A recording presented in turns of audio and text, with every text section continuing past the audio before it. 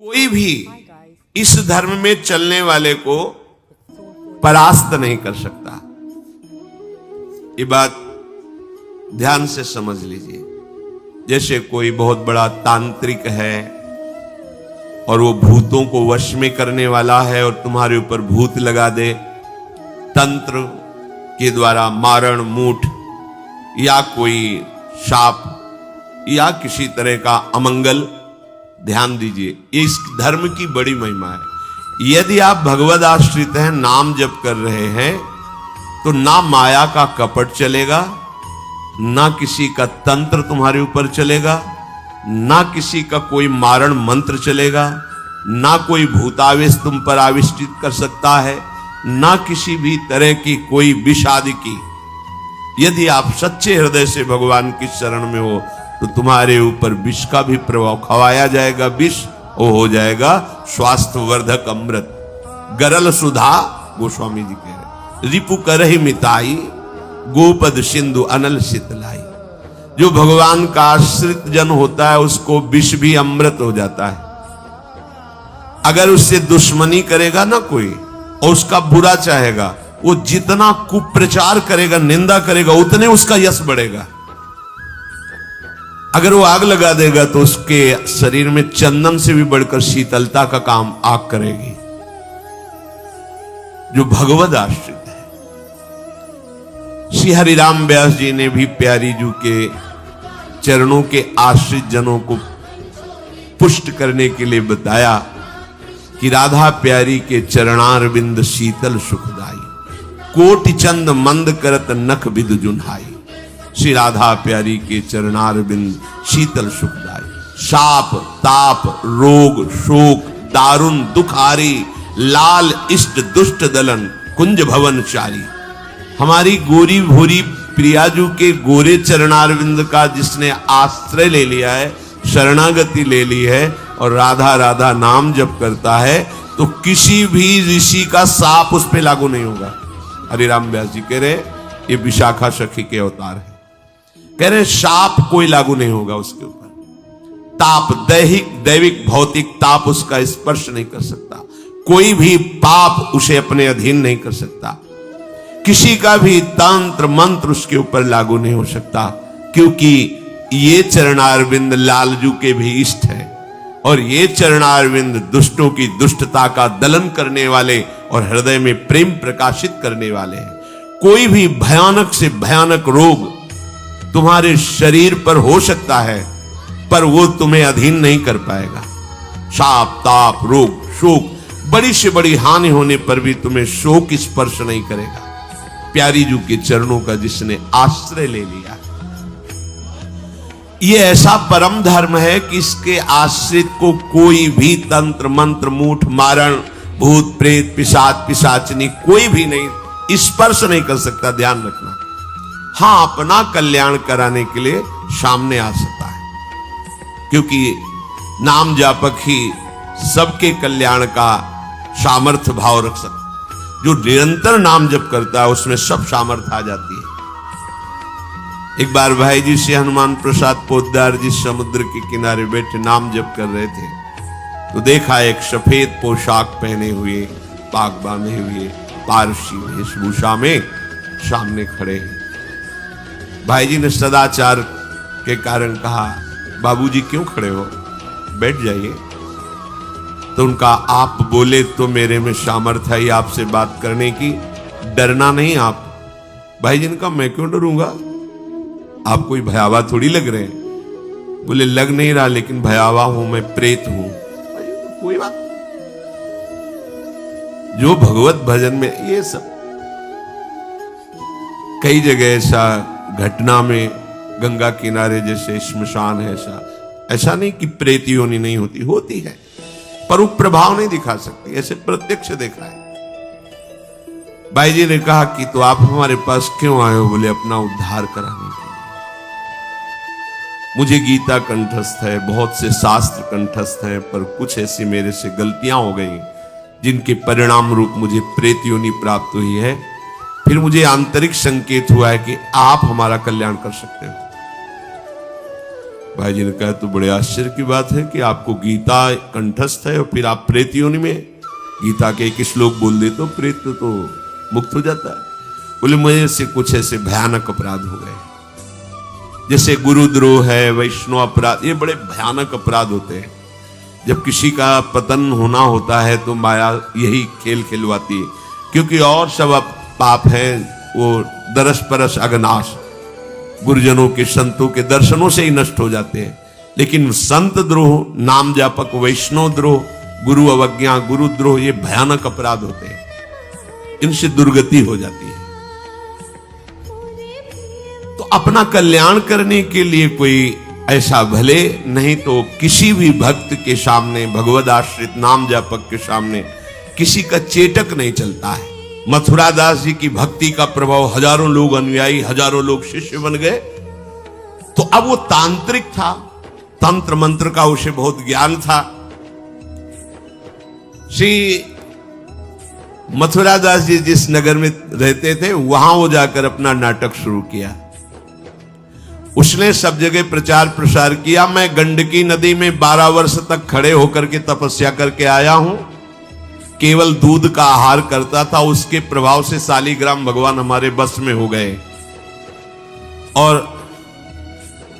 आप सबको मैं दिखा सकता हूं कि शालिग्राम मेरे वश में है, देख लीजिए।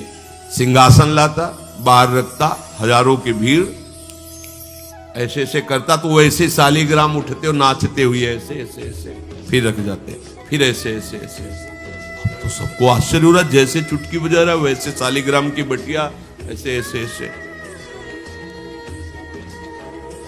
लोग भीड़ कटने लगी, क्योंकि अब जैसे राधा राधा कहो, कोई जंतुर नहीं है, कोई भस्म नहीं है, कोई वादा नहीं है, तो फिर कम वहां तो दिखाई दे रहा ना।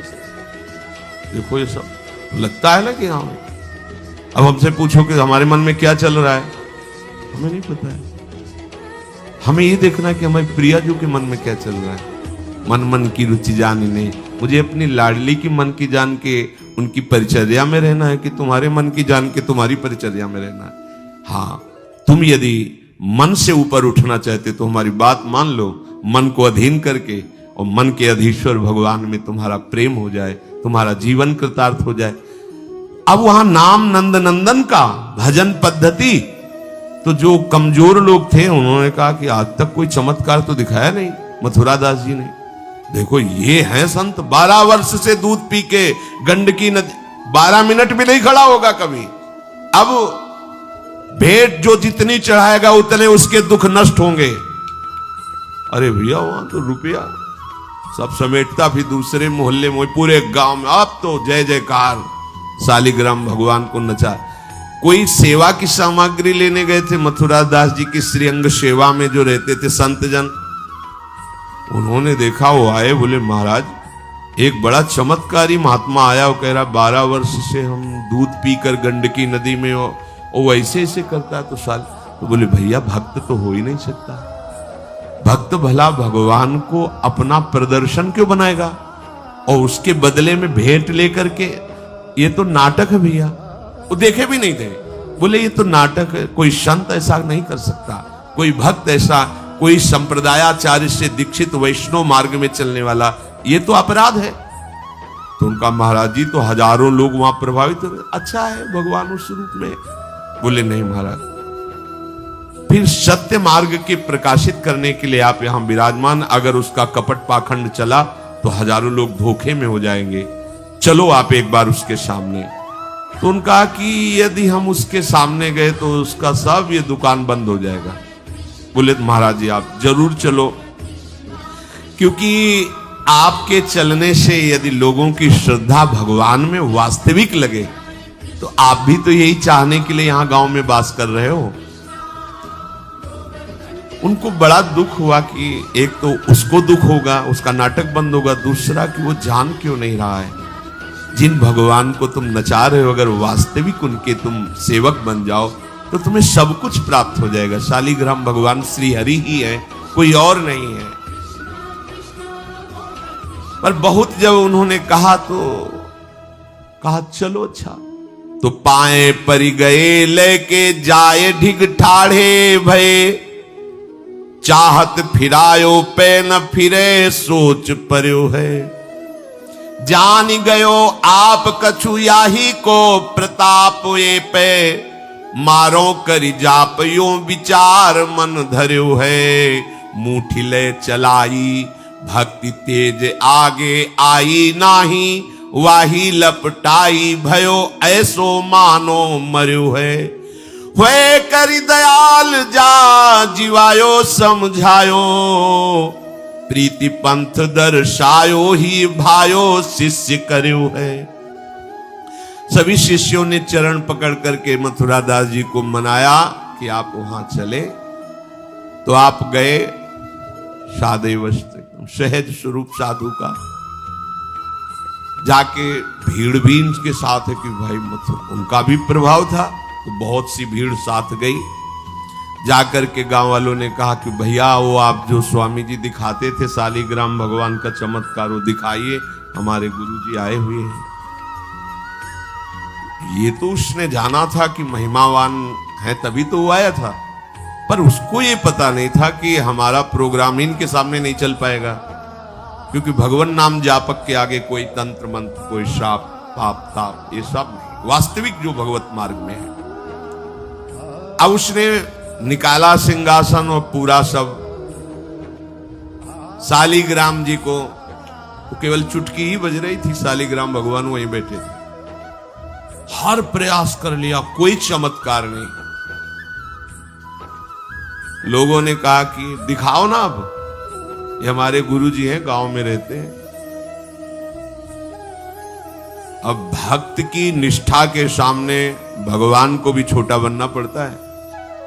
इतने महान भगवान भक्त बलि जी के सामने बामन बन के भीख मांगने के लिए गए। भक्ति निष्ठा जीत सकते थे, आज्ञा दे सकते थे, ना आज्ञा दी और ना विजय प्राप्ति की, भिक्षा में मांग करके दिया। माता दी थी कि आपकी चाह है कि राज्य पद देवराज को मिले, तो आपकी आराधना से मैं जाऊंगा, पर वो मेरा भक्त है, ना युद्ध करूंगा ना आज्ञा दूंगा, पर मांग के लाऊंगा। भगवान भिक्षुक बन के गए। भक्त के आगे नौटंकी नाटक कहां चल सकता है? अरे जुगनू तब तक चमकती रहे जब तक सूर्य प्रकट नहीं होता। सूर्य प्रकट हुआ तो लाखों जुगनुओं का कोई मतलब नहीं रह जाता। नौटंकी नाटक, ये साधुता का भेष धर के कितने दिन चलेगा? जिस दिन पोल खुलेगी ना, उस दिन सब नष्ट हो जाएगा, सब नष्ट हो जाएगा। लोग परलोक तो पहले ही नष्ट हो चुका था। पाखंड न करे। हम कह रहे तुम्हें धन चाहिए, तुम्हें सम्मान चाहिए, राम राम भजो, कृष्ण कृष्ण भजो, हरि हरि भजो, विश्व नमन करेगा, ईमानदारी से भजो।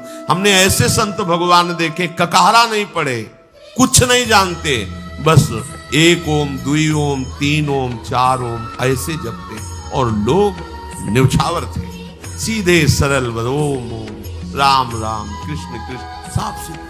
कबीर दास जी जैसे वहां पर राम राम राम राम। श्री स्वामी सत्संगानंद जी महाराज बक्सर, बस इतने। जब कोई बेटा राम राम, ऐसे लगते थे कि मतलब इनको पी जाएं, अपने हृदय में रख ले। इतने दुलारे वयोवृद्ध थे, ऐसा सुंदर रूप, ऐसी कोमलता, ऐसा आकर्षण, राम राम राम। अरे प्रभु के नाम में क्या नाटक करने की जरूरत क्या?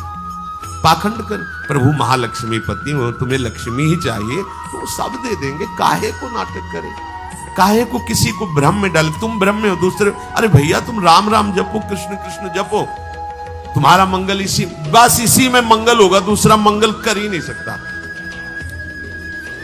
अब उनके प्रभाव से उनका कुछ नहीं हुआ। अब तो लोग कहने लगे दिखाओ ना, इसका मतलब तुम नाटक कर रहे थे। अब सबके सामने उसका मान नष्ट हुआ, उसका सब तंत्र बेकार हो गया। कुछ लोगों ने कहा पकड़ो और मारो इसको, पीटो, बहुत नाटक करके रुपया कमा लिया, सब छीन लो, धन छीन लो।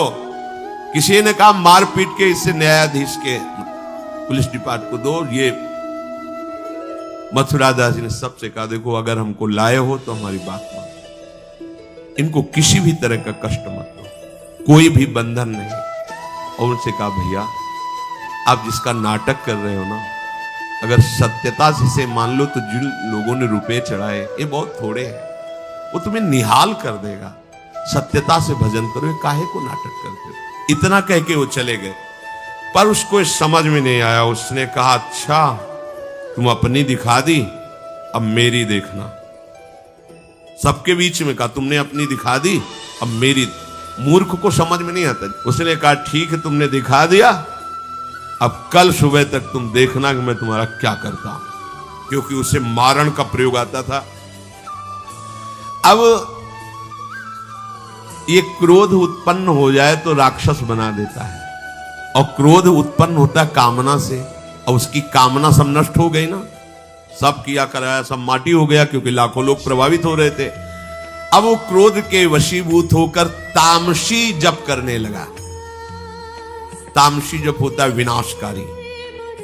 अपवित्र सिद्धियां उसके पास थी। पवित्र सिद्धियां भी होती है जो दूसरों का मंगल करती है, अपवित्र सिद्धियां होती है जो दूसरों का नाश करती है। उसने मारण विद्या का अनुष्ठान किया, जिसे देहाती भाषा में मूठ कहते हैं। आज मैं इस अभिचार से उस महात्मा का सर्वनाश कर दूंगा। भूल भूल भारी भूल। जो साधु की मीच तक है वो उसी मीच से मरता है, ये तो समझ में ही नहीं आया।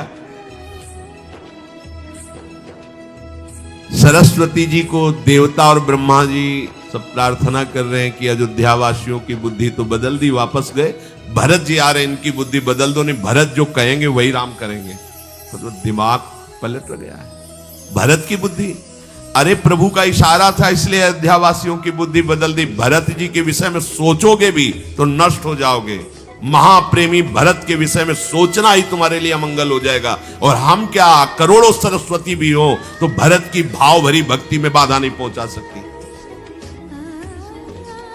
अब उसने प्रारंभ किया, बैठ करके आसन में मूठ कर एक खब्बर जैसी आकृति प्रकट होती है, और उसमें जाजुल्यमान तेज होता है। और वो जहां जाएगा तो जिसके पास जाना है वहीं शुरू हो जाएगा उसका खून पोकना, नीचे से शौच द्वार से मुंह से वो खून की उल्टी आना, उसके पहुंचते पहुंचते, और जहां पहुंची तो वो नष्ट हो जाएगा, मर जाएगा और वापस चली जाएगी। वहां जाके प्रमाण देगी कि हम काम कर रहे हैं। वहां भक्तों ने देखा कि एक खप्पर में आग जलती हुई राउंड राउंड से गोला होता, तो जाके कहा, मथुरा दास जी ये उसकी चलाई हुई मूठ है, तुम कुछ परेशान मत हो, यहां कुटिया की डेहरी में भी प्रवेश नहीं करेगी।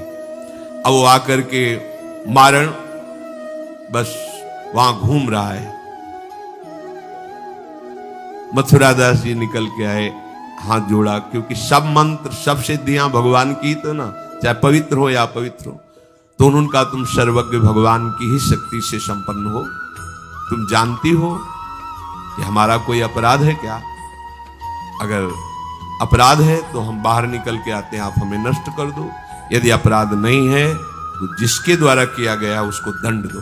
तुरंत मूठ वापस हुई, कोई मंत्र मंत्र नहीं पड़ा, तुरंत वो मारण वापस हुआ।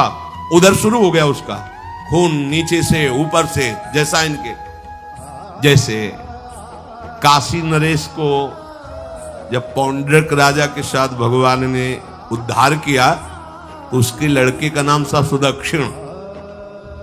वो पंडितों से विला बोला, ऐसा मारण प्रयोग कर सकते हो कि द्वारिका को मैं द्वारिकाधीश नष्ट कर दे।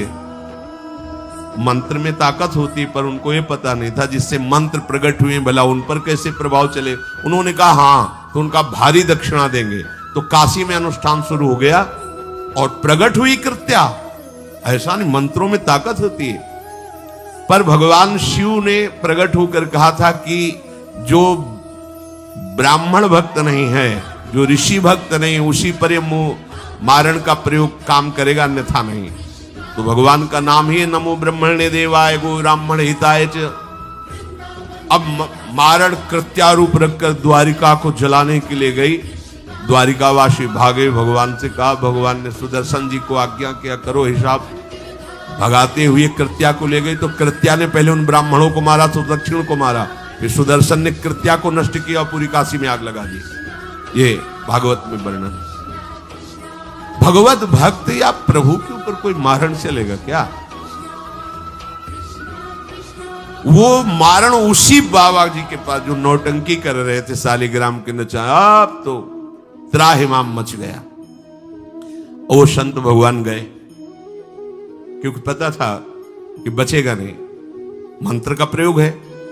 गए और भगवान नाम उच्चारण किया, कृष्ण कृष्ण कृष्ण, नंद नंदन के उपासक थे, और मूठ से कहा शांत हो जाओ। भक्त की आज्ञा का पालन हर मंत्र करेगा, क्योंकि मंत्राधिष्ठात्र भगवान का दास है। शांत हो गई मुंह। और उनसे कहा भैया देखा, तुम्हारा ही मंत्र तुम्हारे को अभी मार देता, अब सुधर जाओ। मतलब मृत्यु दशा को प्राप्त हो गए थे। संतों के हृदय में बदला लेने की कहीं कोई वृत्ति नहीं होती। संत कभी नाराज होते हैं तो उसमें मूल देख लेना आप विचार करके। आप जब अपना अमंगल करना अपना, तब वो आपसे नाराज होंगे। अगर आप उनका कोई कष्ट, वो नाराज नहीं होंगे, वो सह जाएंगे और आपका मंगल मनाएंगे। जब आप अमंगल अपना कर, तब वो डांटते हैं। अगर आप वो ये देख लें कि आप प्रहार कर रहे हो, तो फिर वो नहीं, फिर तो तुम्हारा मंगल मनाएंगे, आप उनको मारो, कभी डांटेंगे नहीं। बड़ा कोमल चित्त संतों का होता है। संतों के हृदय को केवल संत ही जान सकते हैं।